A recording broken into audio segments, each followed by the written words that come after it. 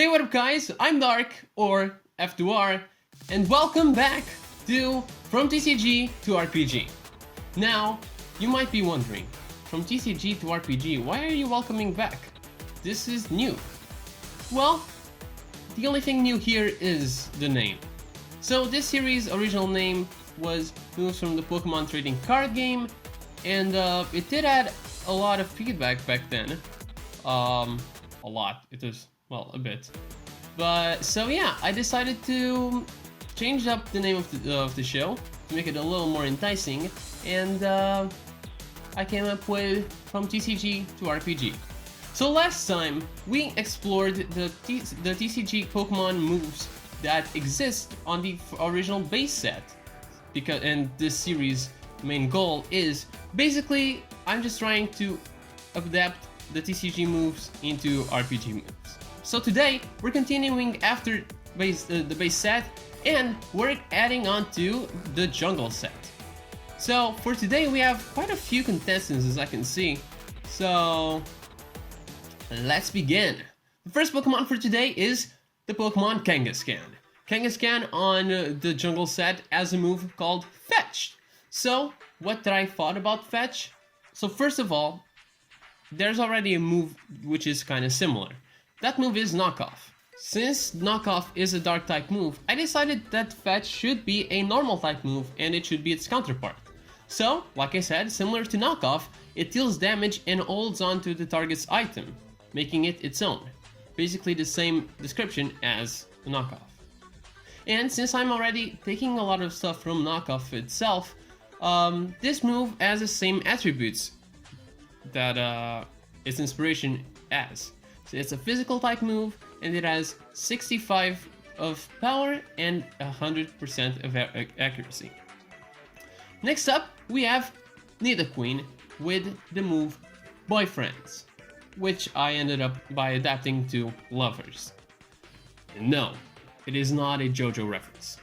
の中に私のスタンドラバーズが入った脳へ向かっているやれやれだいいだろうついてみろてめえ正真正銘の史上最低な男だぜてめえのつけば金では払えねえぜ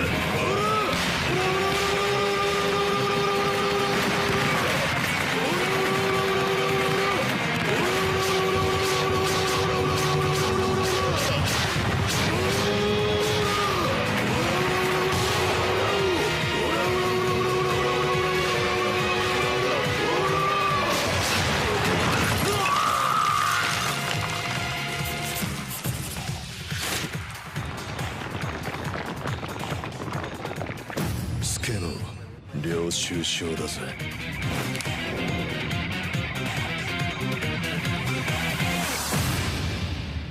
Lovers is a normal type move, and this could be a signature move for both Nidoqueen and Nidoking.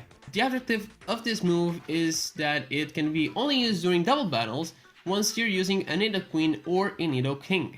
This is a status type move, so it only boosts the attack stat.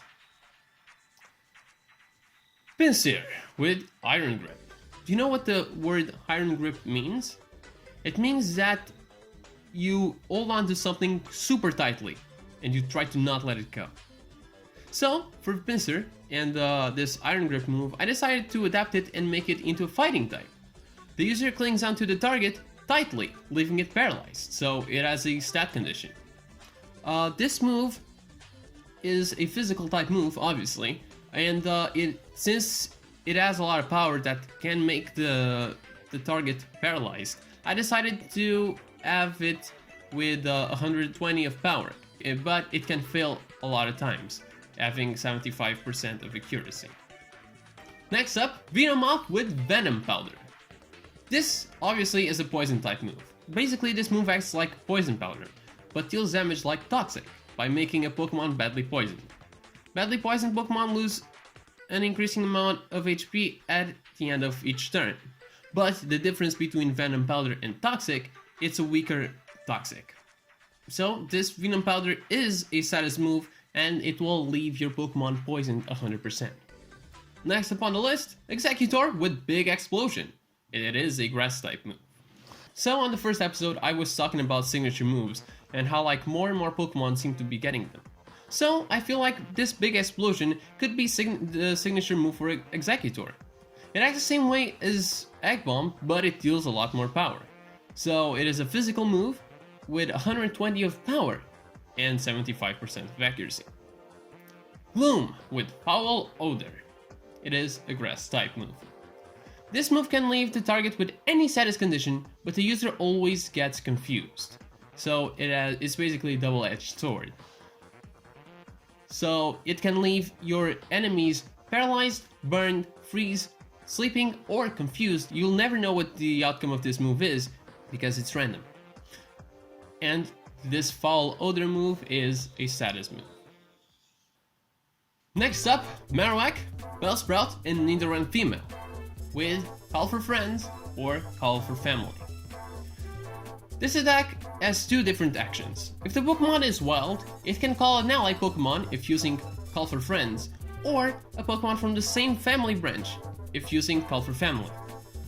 If the user owns the Pokemon that's using this move, an ally or a Pokemon from the same family branch will boost its stats when using Call for Friends or Call for Family respectively. Although Call for Family only works if you were actually using the Pokemon from the same branch on your team, so like Cubone and Marowak. This is a normal type move, and it is also a status move.